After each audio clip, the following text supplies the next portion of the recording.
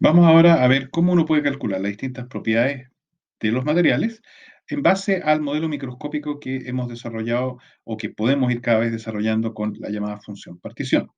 Vamos a comenzar primero a hacer un enganche a lo que era el contar estados que habíamos visto antes para poder ver cómo estamos usando, en particular para un gas ideal, por ejemplo, podemos llegar a calcular lo que es la función partición. Así que aquí lo que tenemos es el contar estados. Recordemos que era poder integrar sobre el espacio de fase, en que yo tengo acá lo que es la posición, aquí lo que es el momento, para justamente contar la cantidad de estados que yo tengo. Recordemos que habíamos hecho pequeñas celdas sobre el espacio de fase y por eso si calculábamos los volúmenes correspondientes y lo normábamos, que aquí falta normalización, digamos que esto es simbólico más bien, estaríamos obteniendo la cantidad de estados correspondientes.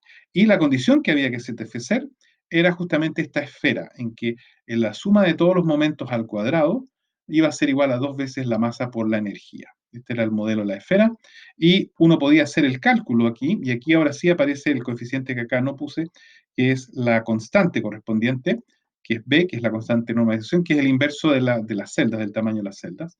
Y acá me queda de esta integral de aquí, que cada una la puedo desarrollar completo usando el volumen, pero como tengo n en total por las partículas, voy a tener b elevado a n, y esta esfera me significa al final de que esta parte de acá yo lo puedo escribir como la energía elevado a 3n medios. ¿Okay? Esto es como el radio, la capa de afuera de la esfera de energía que está descrita en esta parte de acá.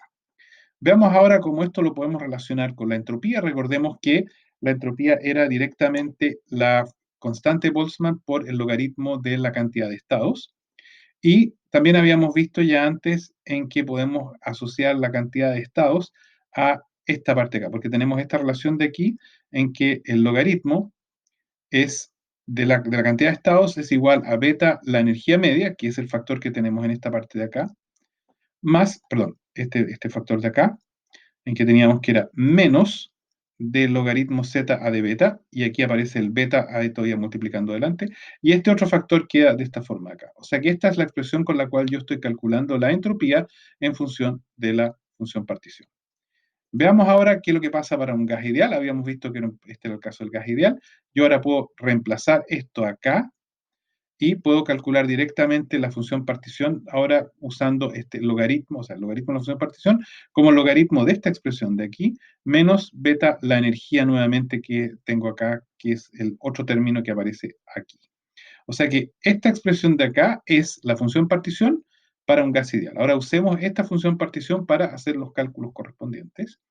Así que es lo mismo que haber integrado esto, si lo vemos en la forma tradicional de integrar sobre el espacio de fase, e elevado a menos beta este término. Entonces acá, esto aquí me da el volumen elevado a n, esta parte de acá me da justamente la gaussiana, y queda este factor de acá, y obtengo exactamente lo mismo que habíamos obtenido antes, pero ahora a través directamente de la función partición. Ambas pueden ser ahora usadas, porque son lo mismo, para calcular varias cosas en concreto. Ahora, por ejemplo, la energía interna, si yo ahora derivo la función partición respecto al beta y pongo un factor menos, y uso, por ejemplo, esta definición de acá, yo obtengo que directamente la energía interna es igual a la energía de mi modelo que yo tengo acá. O sea, la energía que ustedes tienen en el modelo que define esta esfera en el espacio de contar, en el espacio de fase, esa energía es idéntica a lo que es la energía interna. Ahora, nótese que esto se puede generalizar un poco más porque resulta que es solamente la energía cinética, no aparece la energía potencial. Yo sé que aquí se hizo para el caso del gas ideal, pero esto es más general que solamente el caso que estamos viendo. Veamos ahora lo que pasa con la energía interna si la quiero calcular. Ahora puedo usar esta expresión y calcularla directamente derivando el logaritmo de z, hago el logaritmo de esto, y como voy a derivar respecto a beta, el logaritmo acá, el logaritmo de este producto, va a ser igual a la suma de los logaritmos. O sea, voy a tener un logaritmo b, voy a tener un logaritmo volumen elevado a n, o n veces el logaritmo de b, y voy a tener más un logaritmo de este factor, que va a ser 3n medios por el logaritmo de este factor. Como derivo respecto a beta, ninguno de estos anteriores va a participar, solamente este va a participar, y me va a quedar un logaritmo, como está a la inversa acá, me va a quedar menos el logaritmo de beta, multiplicado 3n medios, menos el logaritmo de beta, pero como aquí hay un menos también, me va a quedar al final positivo. Y me va a quedar la derivada del logaritmo de beta, que lo que va a hacer es que me va a dar 1 sobre beta, y como beta es K por T, 1 sobre K por T, 1 sobre beta me va a dar K por T. Así que me queda al final que esta expresión de aquí termina de esta forma: 3 medios NKT. Esta es la típica energía de un gas ideal, la energía interna de un gas ideal, en función del número de partículas, de la constante Boltzmann y de la temperatura expresado en grados Kelvin. Así, de esta forma yo puedo calcular la energía interna. Ahora, la presión, ya habíamos visto, la podemos calcular con la función partición. Es la derivada de la función partición respecto al volumen multiplicado por 1 sobre beta. Podemos tomar nuevamente este factor, pero ahora tenemos que considerar de que el logaritmo de z vamos a tener que derivarlo respecto al volumen. Así que tomamos de este factor, va a haber un logaritmo de b más un logaritmo de b elevado a n más un logaritmo de esto. Como la única fracción que va a sobrevivir la derivada respecto al volumen es esta de acá, tenemos que derivar el n logaritmo de b, que queda a través de sacar el logaritmo de esta expresión de acá, y el logaritmo de b va a ser 1 sobre b. Entonces nos queda n sobre b, y acá este beta, que es 1 sobre kt, nos va a quedar kt partido por nb, y eso va a significar, perdón, el n queda arriba, el b queda abajo al derivar, nos queda como que la presión es nkt partido por b, que es básicamente la ecuación de los gases, pero ahora calculada desde la función partición. Que si es que una función partición más general, vamos a obtener obviamente una expresión para los gases, o sea, para la presión que es distinta a la que estamos observando acá. Ahora, en general estamos a cada rato derivando respecto a la temperatura, y muchas veces lo que necesitamos son derivadas respecto al beta. Así que aquí vamos a hacer todavía este cambio de variable para tenerlo a la mano. Cada vez que tengo una derivada respecto a la temperatura, puedo hacer un d beta a dt, d a d beta, y el de beta de t lo puedo calcular con esta expresión de acá. Me va a quedar menos k de Boltzmann, beta al cuadrado, d a de beta.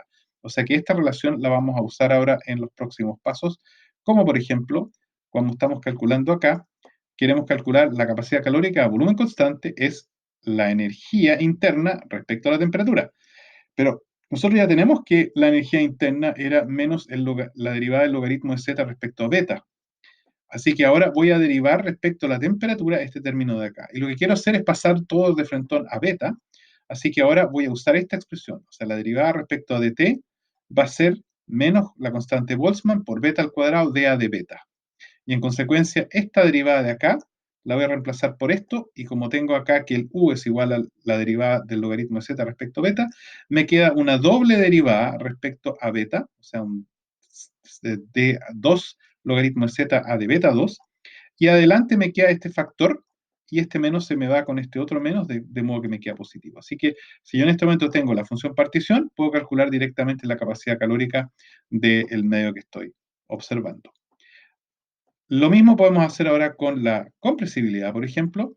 Yo tomo la compresibilidad, y yo sé que en este momento esto es de B a de P, lo puedo escribir al revés, lo puedo escribir como de P a de B, y yo sé que P lo puedo expresar como la derivada del logaritmo de la función partición respecto al volumen. Así que si yo introduzco esto acá como derivada, o sea, al respecto al volumen, me va a quedar que la compresibilidad es menos volumen partido por beta de segunda derivada del logaritmo de z respecto al volumen. Así que ahí tengo otra de las funciones. Ahora, también la dilatación térmica la podemos hacer, esta es un poco más compleja.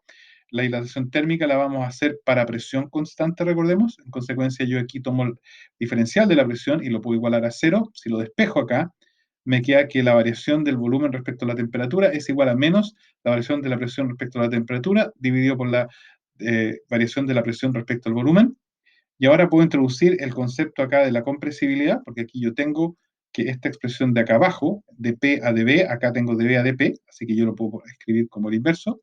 Y la otra componente viene de aquí, el de P, perdón, no, vamos a escribirlo, y acá se va a ver, acá estamos desarrollándolo, aquí tengo que la capacidad calórica, perdón, la dilatación térmica es 1 sobre B de B a de T, acá tenemos esta parte, y ahora voy a reemplazar usando esta parte de aquí, porque tengo el de P a de B, lo voy a escribir con, despejando acá, voy a escribir esto como la relación entre estos dos, me queda aquí el de B a de T, voy a reemplazarlo por menos de P a de T de P a de B, que es justamente el factor que estoy teniendo en esta parte de acá arriba. O sea, este factor de aquí es igual a esto, aquí lo estoy escribiendo acá de esta forma. Ahora, lo importante es que yo tengo la compresibilidad, la puedo reconocer ahora, porque la compresibilidad es el 1 sobre V por dV a dP, que es el inverso de esto. Así que aquí yo esta parte de acá tengo la compresibilidad y como hay un negativo, ese menos se me desaparece.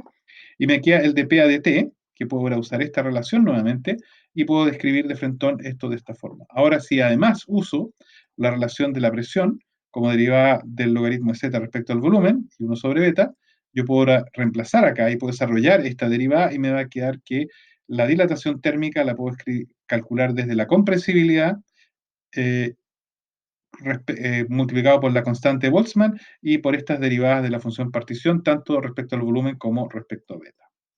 Y finalmente ahora podemos todavía calcular la compresibilidad para el caso de la función para la entalpía. Puedo derivar la entalpía respecto a la temperatura. Yo sé que la entalpía ya la habíamos calculado en función de la función partición, que da esta expresión. Y ahora introduzco todavía la derivada respecto de la temperatura, que me va a permitir eh, reemplazar esto, en vez de hacer un dA de t, voy a tener un dA de beta, así que me queda esta expresión derivada respecto a beta, lo cual me deja al final esta expresión de acá, porque la derivada respecto a beta sola está en esta parte de acá, que nota, esto es CB, así que aquí estoy cerrando con la otra relación, y la otra derivada acá, desarrollada completa, me da esta diferencia de acá, con lo cual ahora puedo calcular directamente lo que es la capacidad térmica para presión constante. De esta forma hemos llevado todos los distintos parámetros a derivadas del logaritmo de la función partición, que lo podemos calcular para un sólido, para un líquido o para el sistema que lo deseemos.